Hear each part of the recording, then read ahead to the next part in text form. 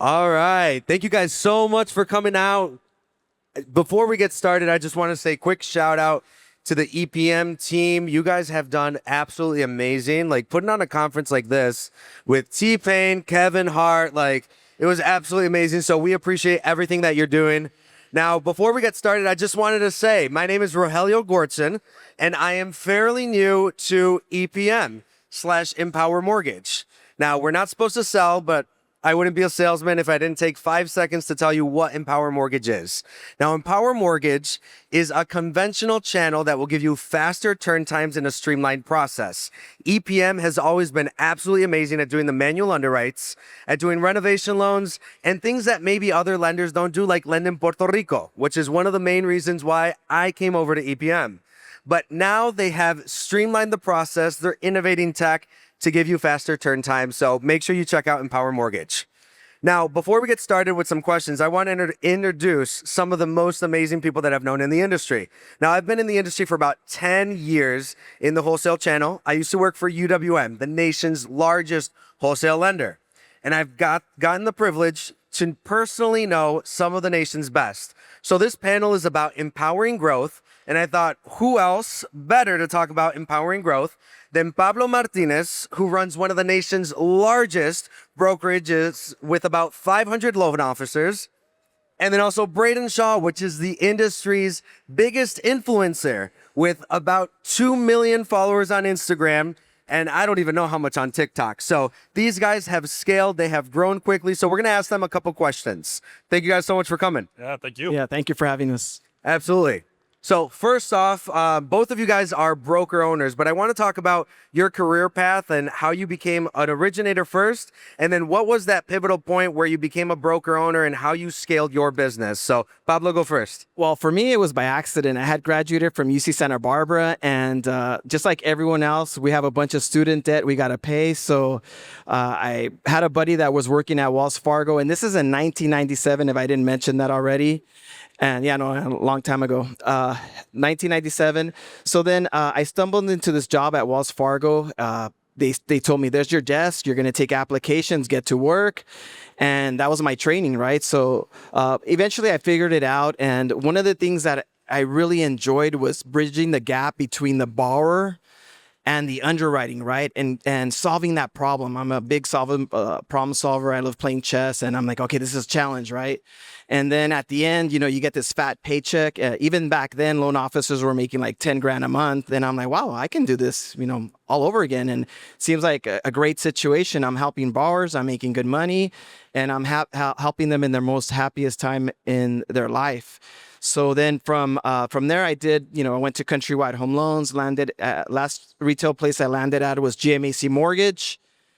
And then in 2001, I decided to become a wholesale broker. And the main reason I decided to become a wholesale broker was because I already enjoyed being a loan officer. And what started happening at the retail channel is that, we were very limited on products and programs. And some borrowers that were referred to me, I had to kick them down the road and say, okay, we got to work on your credit stuff and this and that. And then when I followed up with them, it turned out that they already got a loan and they were qualified by someone else. And it was a wholesale broker. And I'm like, well, what does the wholesale channel have that I don't have over here, right? So it just made total sense that if I was going to be a career loan officer, I needed to make the step. And in 2001, I opened up my first shop. And even then, I had a big vision. I named it United Cities Mortgage because I imagined having a mortgage branch office in every city.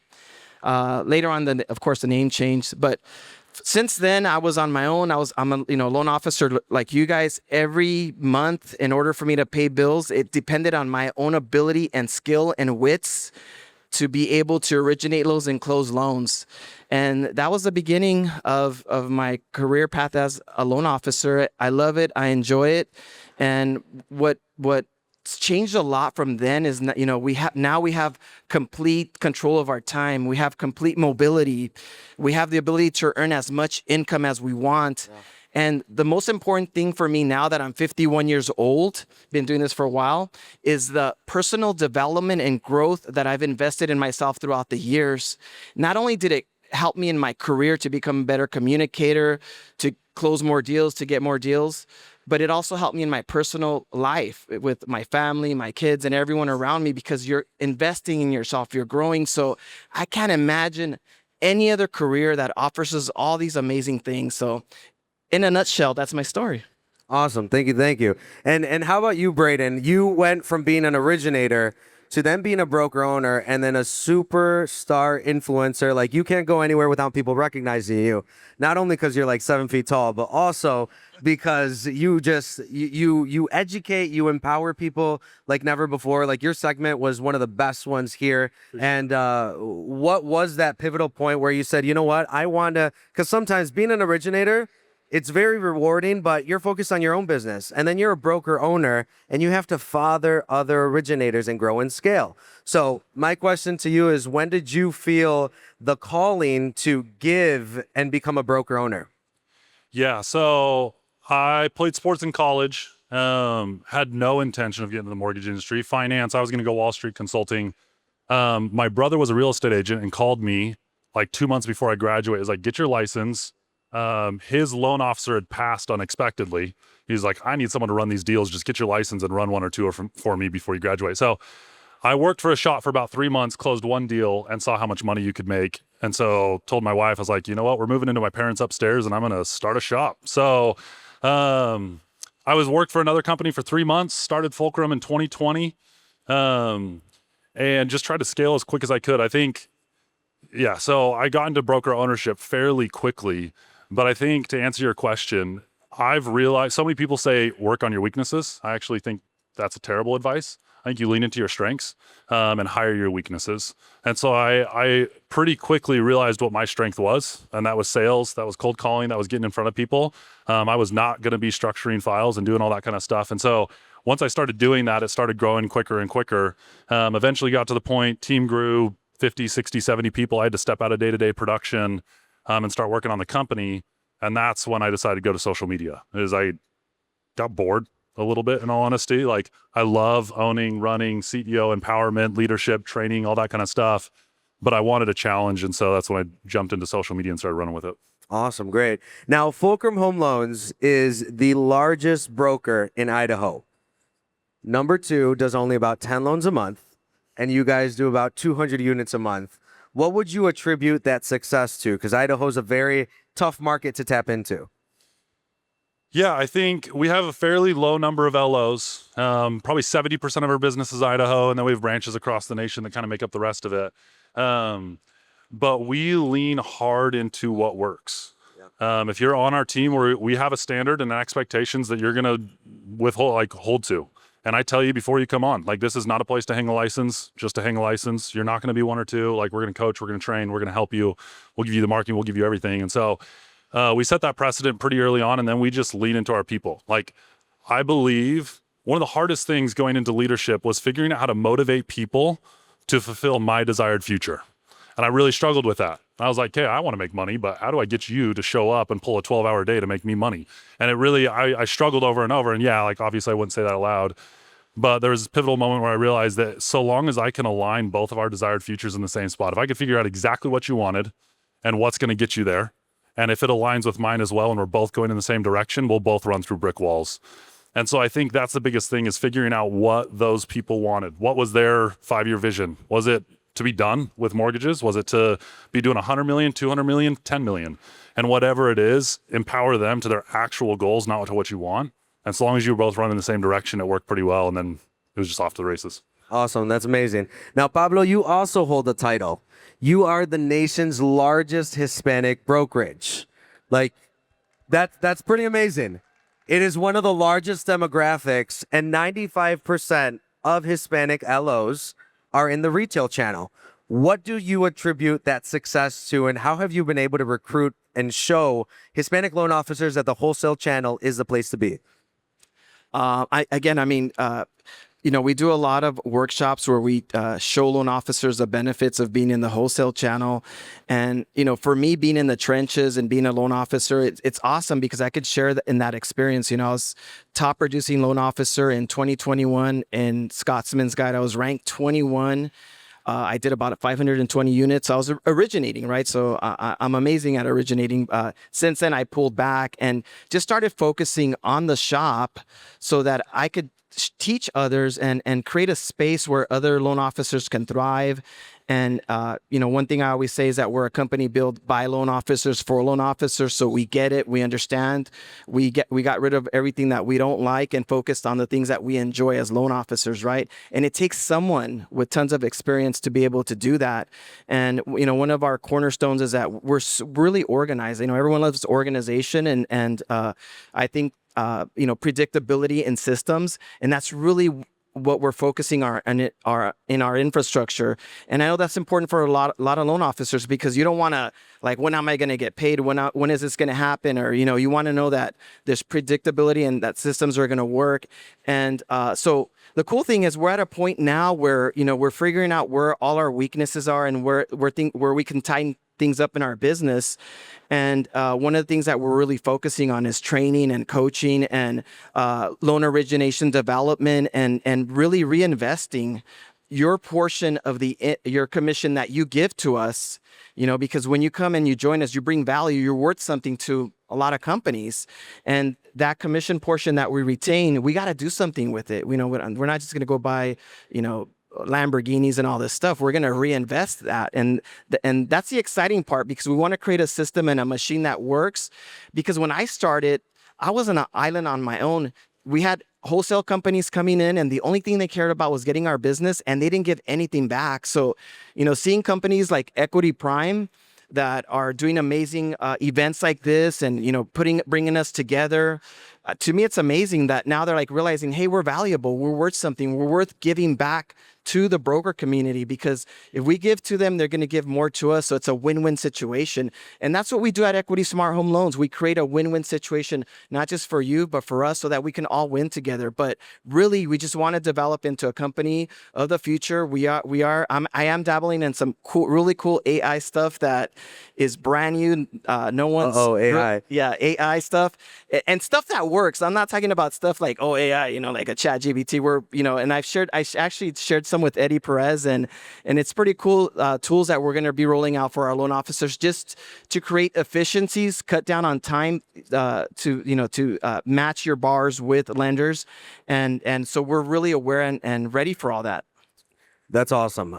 Now, Braiden, there are two paths that typically broker owners take, and they have to decide when they come over from retail, am I going to focus on self-gen, where I build realtor relationships and partner referrals, go knocking door to door, or do I focus on lead gen, where I pound the phone, do 300 dials, and hopefully someone will convert? Now, Fulcrum Home Loans is a fairly new brokerage, but has mastered both. What advice would you give to brokers that are considering one of those paths? Yeah, I think the future of our industry is in a weird spot right now where I can't tell you what it's going to look like in 5 years. I really can't. From real estate commissions to what those relationships will look like to AI to where we're going to be, I really can't tell you where it's going to be. And so the big reason is we were pure relationship for the first 2-3 years. We were doing hundreds and hundreds of millions, completely relationship driven. But when I looked at the future, I was like, I can't be reliant on a source that I can't guarantee is going to be here 5 to 10 years from now. And so that's what kind of started our development of what we call our direct-to-consumer division. Social media was part of that. That's part of the reason I leaned into it. And so I think it is not smart in any place in your life to be completely dependent on a single income source, to be diversified. And I think it is easier now than ever. I just gave a presentation on it, to get influence. If you can have influence and get access directly to the borrowers and not have to go through a middleman, middlewoman to get that, you control the business at that point. And it doesn't mean you have to have millions of followers. It doesn't mean you have to pay $3 million a month in ad spend. Like, there are other ways to do it where you can be successful and get it. And so I wanted our shop to be focused on both. And so we have both. I have a direct to consumer arm that we do a bunch of different stuff. Yes, my social media feeds some of it. We do a lot of ads. We do a lot of everything that's more call center focused, more that side. But then we have a relationship side that also does hundreds and hundreds of millions. So I think being ready to pivot wherever is extremely important in every single business. You should not be so reliant on a single source of business. Lean into your strengths, hire people to your weaknesses. If your strength is relationships, that's awesome. Find someone and put them in place to help you build the other, or vice versa. And so I think diversification right now is probably more important than ever. But I'll be honest, I've never taken a phone call in the direct to consumer vision. I have not built it. I have not managed it because that's not me. And so I found a really good person completely out of the industry. He was running a call center for rehab facilities, had for 10 years, ran a team of like 30, 40 people. And I just said, I can teach you mortgage, but I can't teach you that skill set. Placed him in there and he's killed it. And so that'd probably be my biggest piece of advice is I think the core, give credit to the core model of pounding the phones and hitting real estate agents over and over has worked for a long time, and it will continue to work. That's what we train our LOs to do. But I can't guarantee that will work for the next 5 or 10 years. And I think it's ignorant to put your head in the sand and be so reliant on a single source of income. Yeah, awesome. Thank you for that. Now, I had the privilege and honor of knowing you before you became social media famous. So we're going to throw a little curveball and just ask you, how does it feel to be famous? Like, this guy walks around and like he walked into the building, and before I could even say hi to him, like 5 people stopped him, wanted to take pictures. They were like, we knew you were coming. We wanted to check in with you. So how does it feel? How does your family feel about it? And yeah, share with us that story. I mean, it's not really real. Like when I travel, it's a little bit weird just because I get stopped a little bit more. But my wife, probably a month ago, like we were just winding down for the evening. She looked at me. She's like, why do people follow you? I was like, good question. I honestly have no idea. Like, you can never be a hero in your home. I live in the town I grew up in. Everyone knows me. So when I'm in my little bubble, it's honestly kind of nice. Like, I just don't get stopped as much on a day-to-day life. When I travel, it's fun. Like, I enjoy these relationships. This is what I do. And I truly believe in giving back however I can. Like, my social media does not, yes, it brings money in, but that was never the intention of it. It was just to help as much as we can, provide as much value, and I promise it will come back. And so it's a lot of fun. My son, like, conceptually can't understand it. He's 6, 7 years old, and we'll be like Costco. Someone will stop me and look at me and is like, you more famous than Blippi? I'm like, no. Like, so they can't really conceptually understand it, but I appreciate it. I love it. I love to give back. Like, stop me. I'm happy to answer any questions. I'm an open book. But honestly, from a day-to-day, I don't really feel it. Thank you. Thank you. And Pablo, you are one of the OGs. Like, you have been a broker when everyone else in the industry went back to retail or exited, and you helped build AIM. You helped build a lot of the systems and processes that we had at UWM. And share a little bit about that journey, that mindset that you had to have when other people maybe took the easy way out or picked a different path. I mean, for me, it's just a matter of challenge, right? So if you're a person that's of a mindset of growth and personal development, you start hitting plateaus, right? And you start asking yourself, what's next? What's next? And to me, it was just a natural thing. It's like, okay, I proved I'm an originator. I proved I'm this. Can I build a company? Can I do this? And just showing up and once I conquer one thing, move on to the next thing and next thing and next thing, right? So that I don't get bored either. Because I know you guys are loan originators. It can get boring, pretty quick, taking apps over and over again, right? So you got to challenge yourself, right? And the first challenge might be like, okay, let me do 2 loans a month. Let me get to 4 loans a month, right? I was at a point where I was doing 15, 20, 25 loans, if you guys could even fathom that, a month.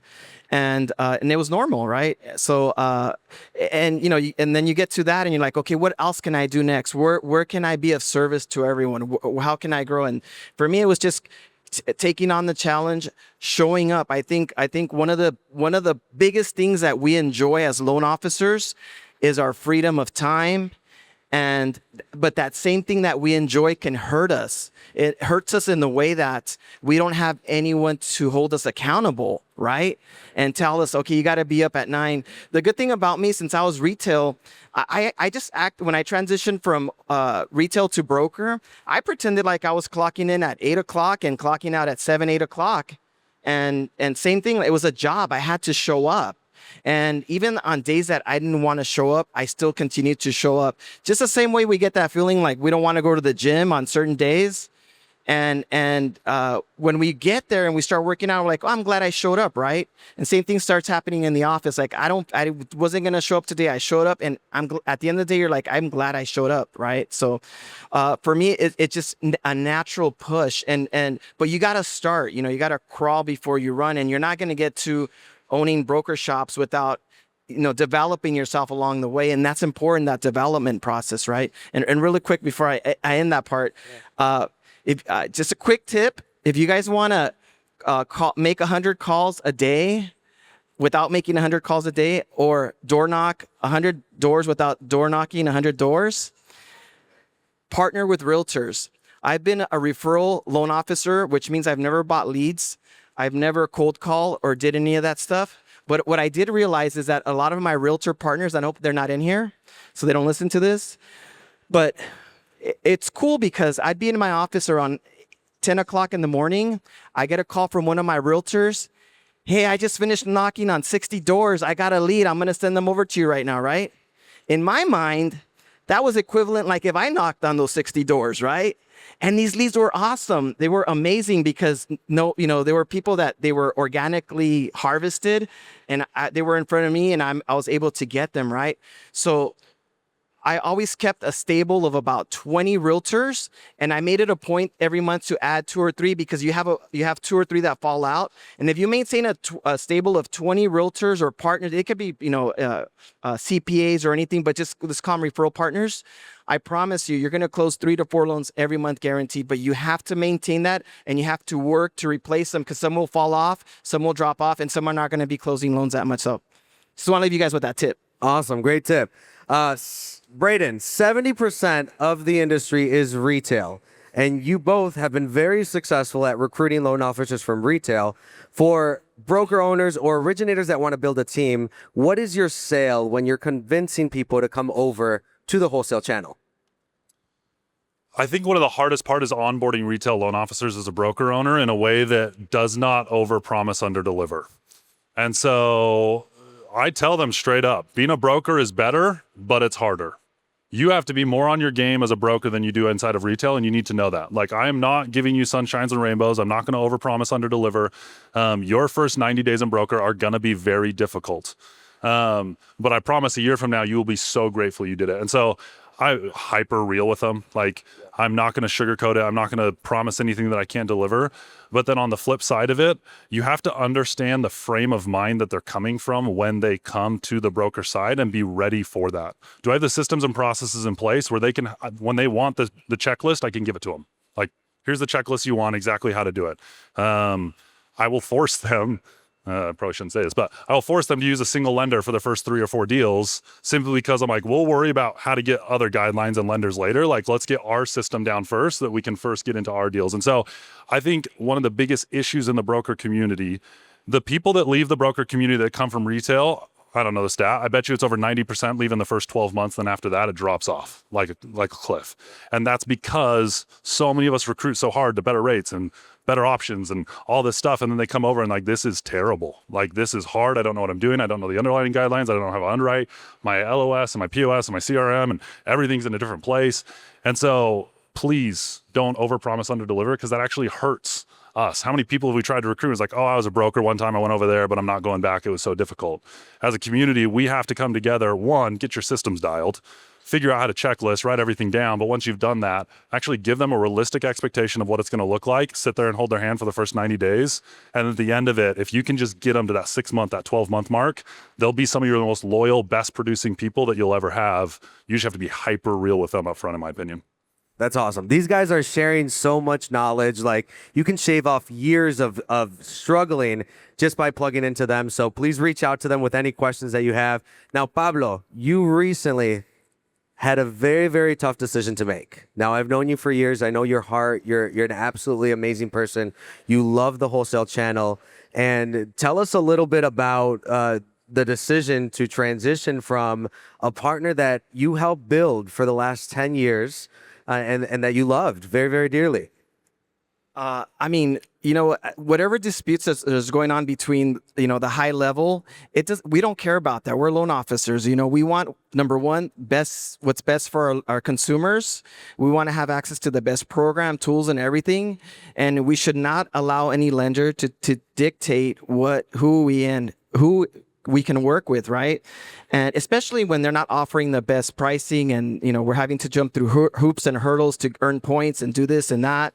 And, you make an effort to try to make them aware that these things are not working for us, and ultimately, even a strong relationship that we had with them, we had to do what's right and best for our loan officers and give them access to the best pricing.